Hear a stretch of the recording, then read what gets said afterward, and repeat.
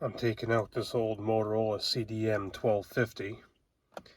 It's an analog only radio, and I don't have software for programming Motorola.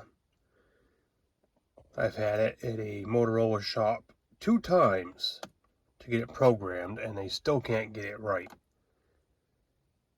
So there is stuff in here that doesn't work correctly because they can't seem to get simple things like PL tones programmed in here correctly.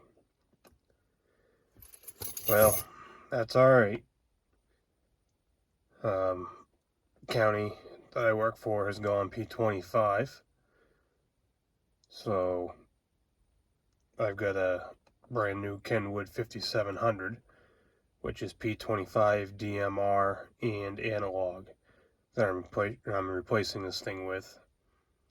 And I can program that myself. So I ripped out the old wiring harness. This is the new power wiring harness. So I ground right up here. It's a good chassis ground there. And then I pick up the power right here off this fuse panel. Not trying to pick up power off cigarette lighters or anything like that. You want a good power source. Alright, under the hood's all done. This wiring is just going to lay in here in that second battery hole. It's fine right there. There's no wiring that's going to get caught in this hood spring. It's all tucked down in nice and low.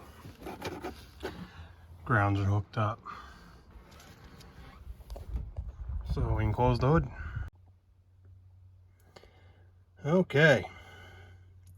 That didn't take long to switch out. I was able to use the same mounting bracket.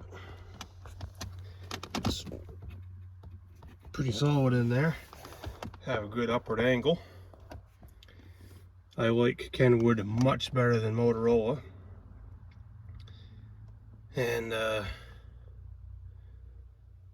yep, she's in here. We got P25, we got DMR, and we got analog all in one package.